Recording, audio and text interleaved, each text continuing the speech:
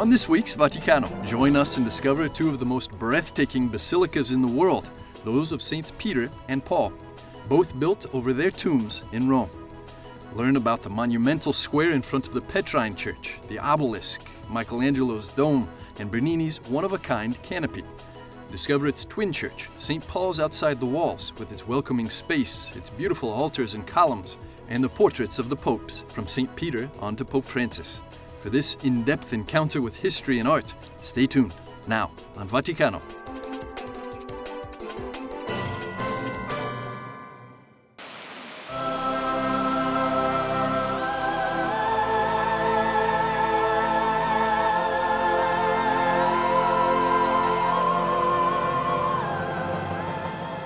Welcome to St. Peter's Basilica. Some hold it as the most beautiful edifice in the world. Since its construction, it has been the heart of Catholicism in the world and focal point of papal liturgies throughout the year. The Basilica, dedicated to the Prince of the Apostles, is one of the largest churches in the world. It has the largest interior space of any church ever built. But the first thing that visitors see is the welcoming square that embraces the masses.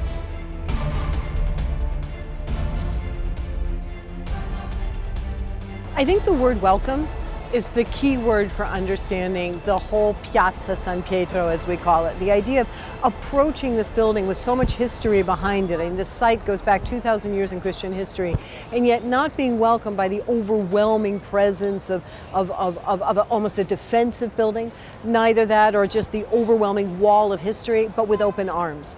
And I think the great gift of St. Peter's Piazza is this colonnade that seems to reach out and almost welcome the pilgrims into the fold and gather them into this space, first and foremost as a community centered around that obelisk which you see in the center.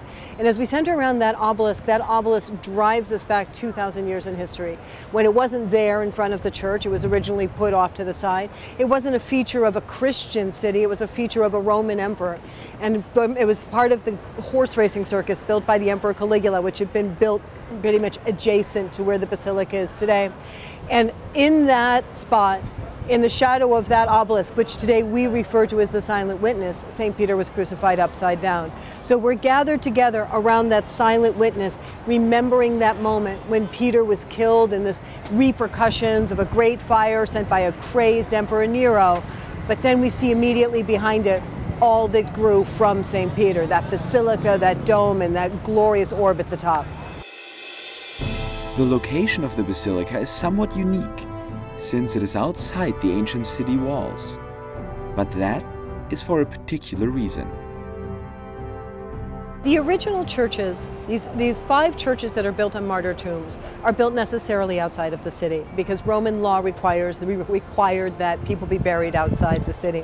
What happened with the tomb of St. Peter is that Peter was simply buried in a hole in the ground. He was executed in a horse racing circus, and being a pauper in a state of very, very violent persecution, the best his friends could do would be to take the body out of the horse racing circus, bring it to the first quiet space, dig a hole in the ground, put the body in it, cover it with some dirt, and cover it with some pieces of brick. And the amazing part of this story, and everything you see flowering behind it, is that this is the moment that the Romans finally made a mistake. It was the moment when it seemed that they had crushed out the Christians, they had rid themselves of this Christian presence, but actually inadvertently throwing that body in the hole in the ground, thinking they had taken out the trash, the Romans planted a seed. And we look at the flowering of that seed every time we look at the basilica, because the basilica is sitting directly on top of that tomb. If you start from the orb at the very top of that dome and drop a line down, it will drop through 2,000 years of history, through monuments and altars and makeshift walls, all the way down to the hole in the ground where the Romans first made the mistake of discarding that stone, which is Peter. In the mid-16th century, the Renaissance Pope Julius II, known for his elaborate tastes in art, began a new construction project which would span over 100 years, 4 styles of art and 7 architects later, to the basilica that is seen and visited today by millions of people every year. The first stone was laid on April 18, 1506. A major piece of art within the basilica is the canopy, or Baldacchino, above the main altar and underneath the dome.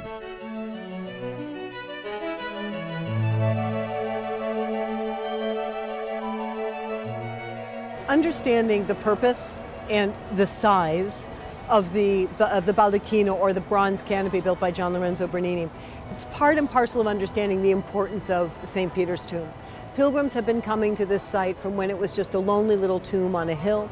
They came to the site when it was a beautiful church built by Constantine, and they still come to this church today. And every single purpose, the destination of these pilgrims was Peter's tomb. When the new basilica, the one we see today, was begun in 1506, the idea was to build a Greek cross church. That means all the sides are equal. So it would be a natural focus that the center of the church would be where Peter's tomb was. And the magnificent dome, completed by Michelangelo, was again a feature to focus everyone's attention on Peter's tomb. And then they extended the church. And the church, instead of being a Greek cross, so you would walk in and, there's the tomb, all of a sudden it grew to be 187 meters long, and the pilgrims walk in and walk around and go, where's Peter?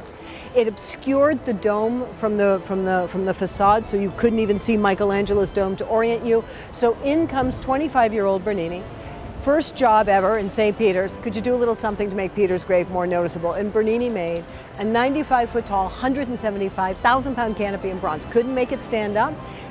Ran out of bronze. It was a 4-year project. He was supposed to have it done in 4 years. It ate up 10 years of his life. And the poor man unveils the equivalent of building a 3-story building in bronze inside another building. What does everyone say? Why'd you use those twisting columns? Because the twisting columns obviously don't fit in with the other Greco-Roman, Corinthian, Doric, Ionic type of architecture that the rest of the church is laid out in. But they never did. Those bronze columns of Bernini, they're simply giant versions of the ancient white marble columns, which are now today in the balconies of St. Peter's, columns given by Constantine. The Baroque masterpiece of the basilica is the chair of St. Peter's, on both sides surrounded by angels and clouds spilling into the basilica. I think it's interesting to start thinking about the altar of the chair, the altar over the apse in St. Peter's. Interesting to think about it from Bernini's perspective. He was born 40 years after Michelangelo died. He's a sculptor, Michelangelo's a sculptor. They're both from Florence and they both work for the Vatican. So here's Bernini, who's got to compete with the legacy of Michelangelo without ever really being able to meet him from face to face. And if you think of what Michelangelo left between the Jesus of the Pietà and the other images of the first and second person of the Trinity, Bernini decided to set himself a very difficult task. And the task was the third person of the Trinity.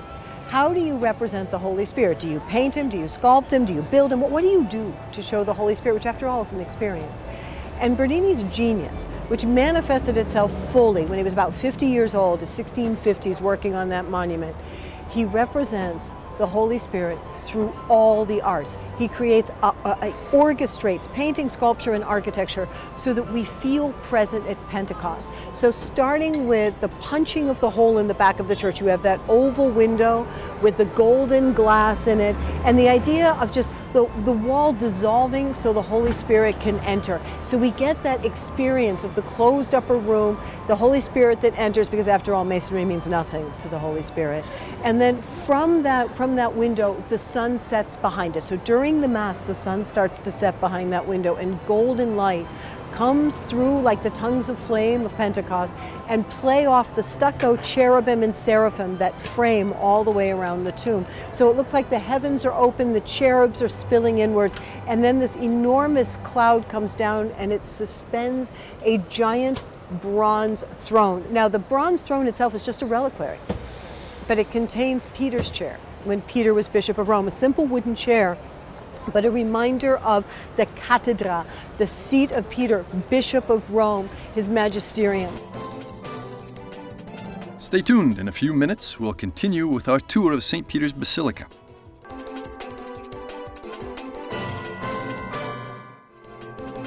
Welcome back. You're watching Vaticano. Crowning the church is the majestic dome built by Michelangelo.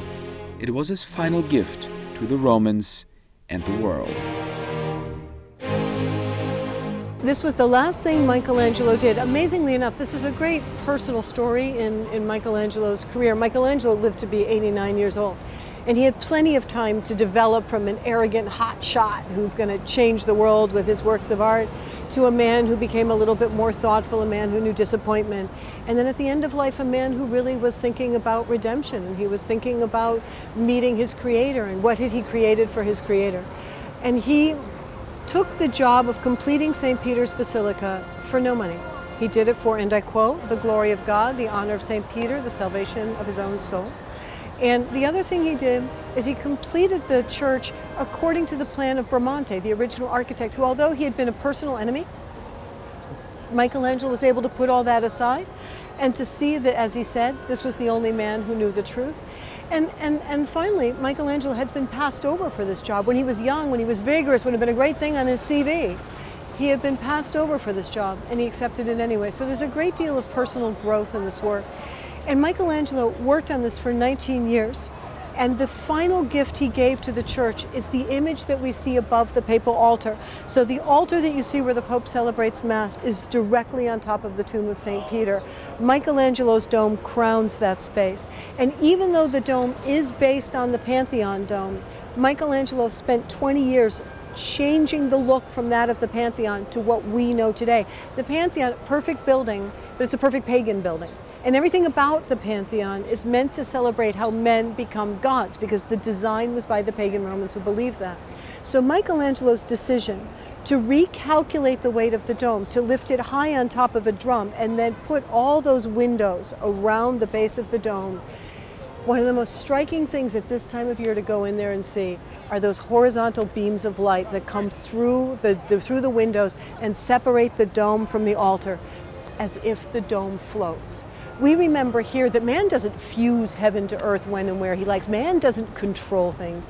It's the heavens that choose to hover over that spot of Peter's tomb as its perpetual custodian. And that, in many ways, the Pietà, the Sistine Chapel, the Last Judgment, the David, all those things, in many ways, this was Michelangelo's greatest gift.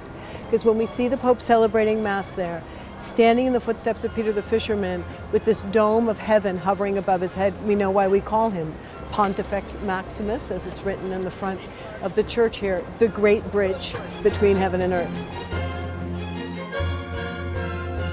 The Pope is in tight connection to this church. Not only does he celebrate Mass for important events inside and outside of the Basilica, but perhaps the most emblematic moment of Pope in Basilica is when the Pontiff comes out for the first time, right after his election, to greet the Urbi et Orbi, the city and the world. That central balcony where the Pope comes out for the Urbi et Orbi blessing at Christmas and Easter, but that's also where we see our Holy Father for the first time.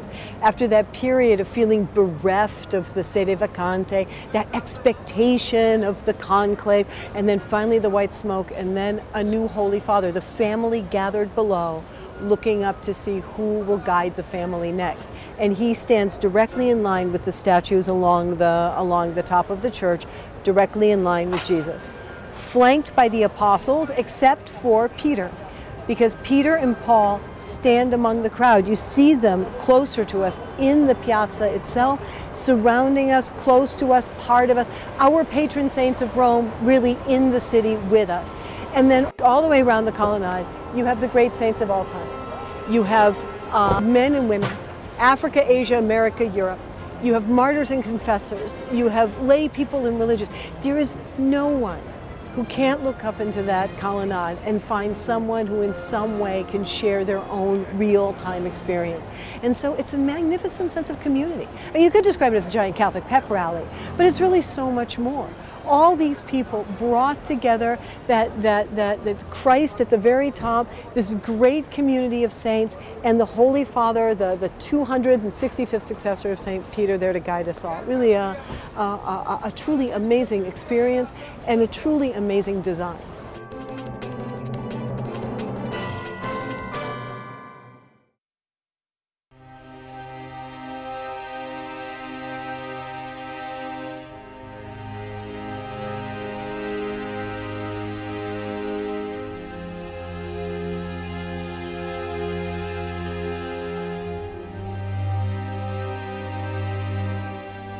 Just steps outside the walls that once protected Rome from intruders lies a beautiful basilica. It is dedicated to one of the most important men of the early church, the Apostle of the Gentiles, St. Paul. It is outside the walls, since St. Paul suffered martyrdom outside of Rome and because his remains were buried precisely here. The church was built by the Roman Emperor Constantine over the burial place of the Apostle, where it was said that, after the Apostle's execution, his followers erected a memorial called the Cella Memoriae. First and foremost, this is a site that started out as a tomb. It started out as a place of sadness and mourning. When St. Paul was killed, somewhere between 65 and 67, his body was brought back to a piece of property belonging to a woman who had been one of his followers. Her name was Lucina, and she owned a piece of property right here, a stone's throw from the Tiber and on the Via Ostiense, two main passages for the city. And the body was placed into what we're assuming was a fairly simple, very simple hole in the ground, with a few years later perhaps some sort of memorial placed on top of it so that the first few pilgrims would be able to find the tomb of St. Paul. And then from there, with the moment of the legalization of Christianity, it blossomed into something greater and greater and greater, starting with Constantine, who in 324 built a first church on the exact site of the tomb. However, Constantine's church faced in the opposite direction. It was considerably smaller. And so today you see the front of the atrium as we stand here facing towards the Tiber River, but originally it would have been the apse of the church, right where the tomb of Paul was, and the facade of the church faced onto the Via Ostiense. And that church simply wasn't big enough to accommodate the needs of the pilgrims and the desire of all these people to come and see the Doctor of the Gentiles. The church is built in a unique style and has a particular floor plan, that of an ancient basilica. The word basilica actually comes from the Greeks. It was an allusion to a royal basileus, which was a royal walkway. The Greeks invented it way back when as a kind of structure to create security and crowd control to meet a king. And what that building had was an axiality, sort of a sense of a flow, a well-lit interior, and you could bring people up a central aisle and then bring them out the sides. Now the Romans, after they conquered Greece, saw that building, saw great potential in it, but of course in the Republic they didn't need a building to meet a king, so they brought it to Rome and they basically turned it into a shopping mall. And so they would build little sort of shops and stores off to the side, but always taking advantage of the central light well. But they removed the axiality of the building, so the building didn't have a direction anymore. It was just sort of any which way. However, the building was religiously neutral. So when the Christians were finally in a position with Constantine as of 313 to start building churches, and they are looking around at options for sacred spaces, obviously temples won't do. A, they're small, they're dark, and they've got pagan god cooties. But B, they also don't accommodate people on the inside, and they're dark. So they look at the basilica. The basilica is the perfect building. It's built for size. You can fit as many people as you want in there, giving that idea of the inclusivity. You can flood the building with light, and most importantly, it's a building with an axiality. So the pilgrim comes in and he's directed to where he's supposed to go. It's a microcosm of our pilgrim journey in life and through faith.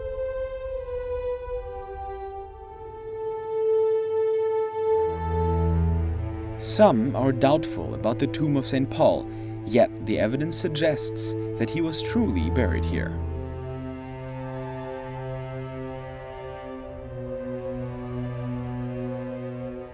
But what they did find was bone matter and some strands of purple and gold sequins. As it just so happens, purple cloth, gold sequins correspond to some of the finds by Peters' bones.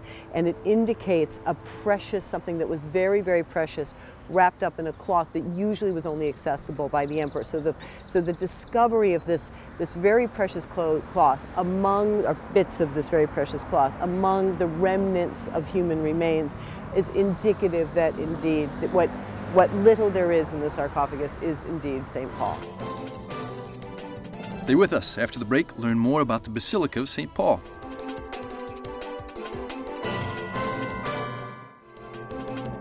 Welcome back. This is Vaticano.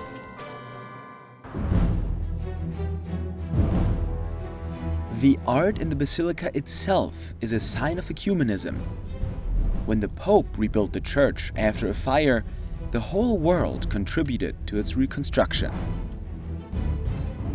Leo XII, Gregory XVI, they asked the entire world to contribute, and the entire world did.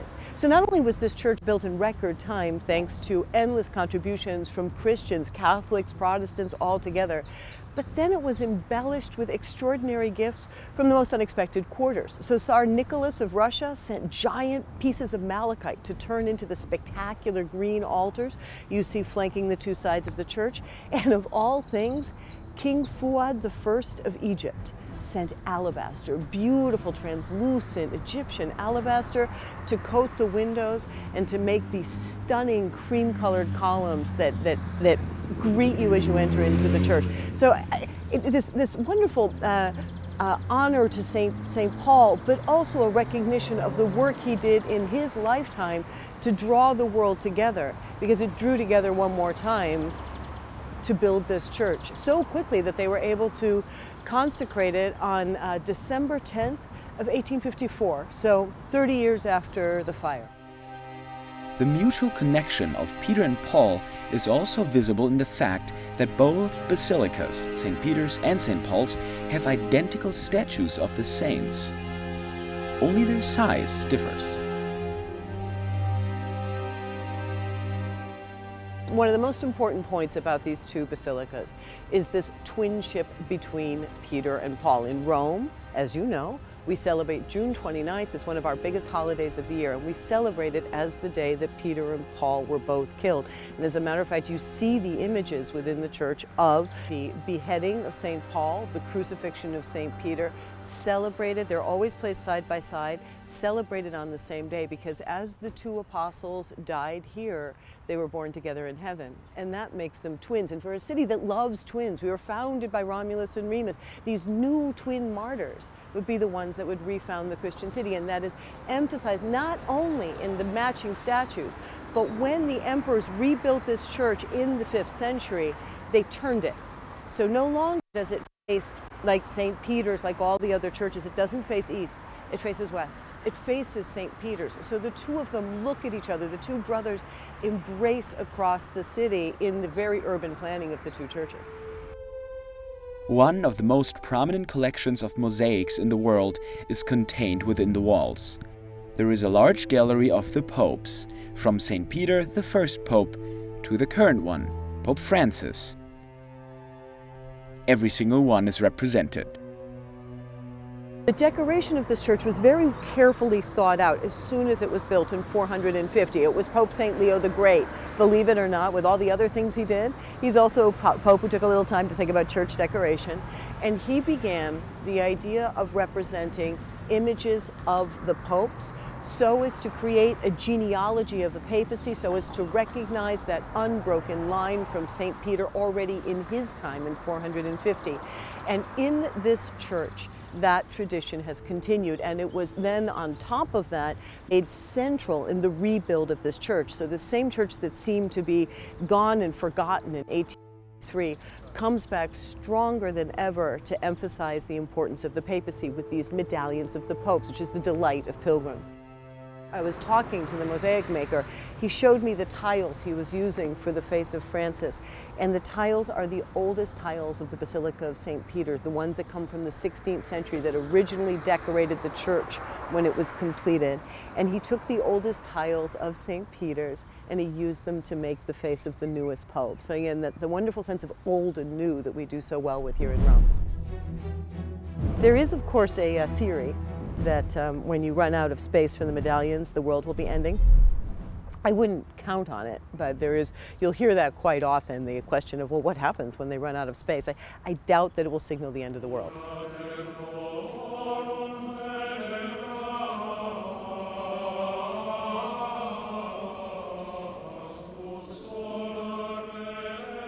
The church is far from being just a tourist attraction, like a museum. It's a living church. One of the most important events is the ecumenical prayer vigil, closing the week of unity for Christians.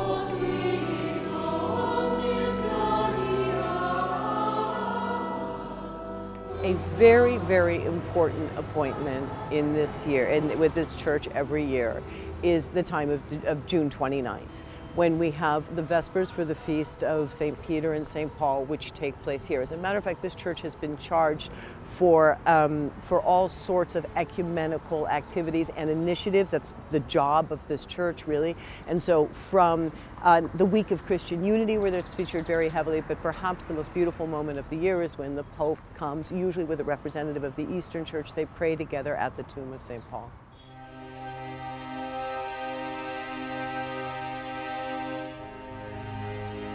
Next time you are in Rome, make sure you do not miss this monumental beauty so rich in significance, history, and art.